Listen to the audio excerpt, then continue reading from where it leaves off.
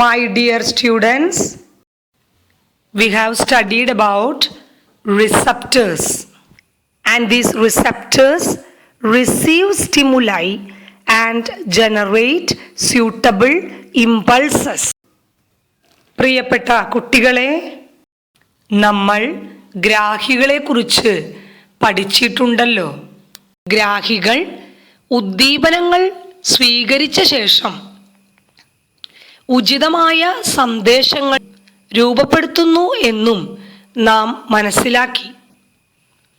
The nervous system manages control and coordination through impulses.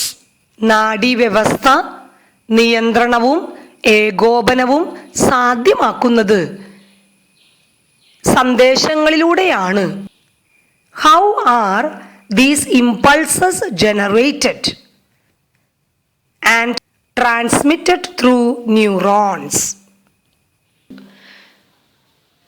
We have already studied that how the impulses are transmitted from one part of the neuron to the next part. How it moves from dendrite to dendron, then cell body, then axon, axonite, like that. എങ്ങനെയാണ് ഈ സന്ദേശങ്ങൾ രൂപപ്പെടുന്നത്? ഇവ എങ്ങനെയാണ് നാഡീകോശത്തിലൂടെ സഞ്ചരിക്കുന്നത്? നമ്മൾ ഇതുവരെ മനസ്സിലാക്കിയത് ഒരു നാഡീകോശത്തിൻ്റെ ഡെൻഡ്രൈറ്റിൽ നിന്ന് സന്ദേശങ്ങൾ എങ്ങനെ ഡെൻഡ്രോണിലെത്തുന്നു, ഡെൻഡ്രോണിൽ നിന്ന് കോശശരീരത്തിലെത്തുന്നു, കോശശരീരത്തിൽ നിന്ന് ആക്സോണിലെത്തുന്നു എന്നിങ്ങനെയാണ്. Now we can study how these impulses reach the brain.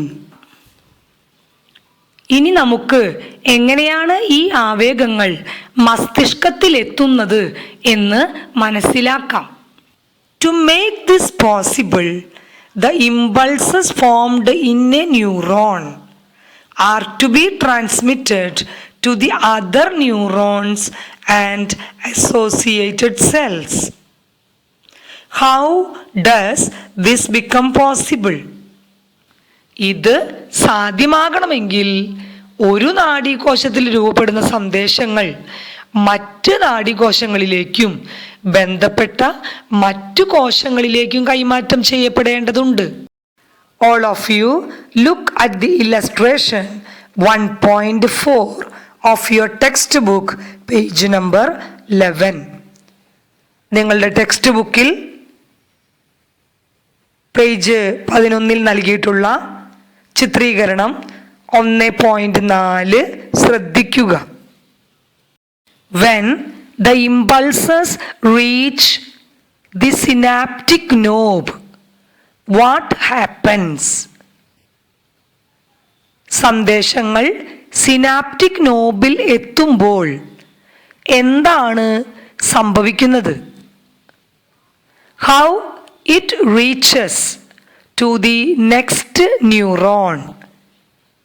ഈ സന്ദേശം എങ്ങനെയാണ് അടുത്ത ന്യൂറോണിന് കൈമാറുന്നത് എന്ന് നമുക്ക് മനസ്സിലാക്കാം. When the electric impulses from the axon reach the axonite and finally to the synaptic knob, certain chemical substances are secreted from the synaptic knob to the synaptic cleft. These chemical substances are known as neurotransmitters. ആക്സോണിൽ നിന്നും വൈദ്യുത ആവേഗങ്ങൾ ആക്സോണൈറ്റിലേക്കും പിന്നീട് synaptic നോബിലേക്കും എത്തുമ്പോൾ synaptic Nobil നിന്ന് ചില രാസവസ്തുക്കൾ synaptic വിടവിലേക്ക് സ്രവിക്കുന്നു. ഈ രാസവസ്തുക്കളാണ് നാഡീയ പ്രേഷകങ്ങൾ. The examples of neurotransmitters. The examples of neurotransmitters are acetylcholine and dopamine. നാഡീയ പ്രേഷകങ്ങൾക്ക് ഉദാഹരണങ്ങൾ. നാഡീയ പ്രേഷകങ്ങളുടെ ഉദാഹരണങ്ങളാണ് acetylcholine, dopamine. What is synaptic cleft or synapse? It is the junction between the two neurons or a neuron and a muscle cell or a neuron and glandular cell. എന്താണ് synaptic വിടവ് അഥവാ synapse? രണ്ടു നാഡീകോശങ്ങൾ തമ്മിൽ ബന്ധപ്പെടുന്ന ഭാഗമാണ് synapse. നാഡീകോശവും പേശീകോശവുമായോ നാഡീകോശവും ഗ്രന്ഥികോശവുമായോ ബന്ധപ്പെടുന്ന ഭാഗമാണ് synapse. The neurotransmitters are secreted into the synaptic cleft. നാഡീയ പ്രേഷകങ്ങൾ സ്രവിക്കുന്നത് ഈ synaptic വിടവിലേക്കാണ്. What is the function of neurotransmitters? These neurotransmitters stimulate the adjacent dendrite or cell and new electric impulses are generated. എന്താണ് നാഡീയ പ്രേഷകങ്ങളുടെ ധർമ്മം? നാഡീയ പ്രേഷകങ്ങൾ തൊട്ടടുത്ത ഡെൻഡ്രൈറ്റിനെയോ കോശത്തെയോ ഉത്തേജിപ്പിച്ച് പുതിയ വൈദ്യുത ആവേഗങ്ങൾ സൃഷ്ടിക്കുന്നു. When the impulses are transmitted through the different parts of the neuron, it was electric impulse. When it reaches the synaptic cleft, the electric impulses changes to chemical impulses, and this is done by the neurotransmitter, and when it reaches to the next neuron, these chemical impulses again converted to electric impulses. ആവേഗങ്ങൾ ന്യൂറോണിൻ്റെ വിവിധ ഭാഗങ്ങളിലൂടെ കടന്നു പോകുമ്പോൾ ആവേഗങ്ങൾ വൈദ്യുത ആവേഗങ്ങളായിരുന്നു. എന്നാൽ ഈ ആവേഗങ്ങൾ synaptic വിടവിലേക്ക് എത്തുമ്പോൾ നാഡീയ പ്രേഷകങ്ങൾ അവയെ, അതായത് വൈദ്യുത ആവേഗങ്ങളെ രാശീയ ആവേഗങ്ങളാക്കി മാറ്റുന്നു. ഈ രാശീയ ആവേഗങ്ങൾ വീണ്ടും തൊട്ടടുത്ത ന്യൂറോണിൽ എത്തുമ്പോൾ അവ വൈദ്യുത ആവേഗങ്ങളായി മാറുന്നു. This process proceeds or continues until the impulses reach the brain.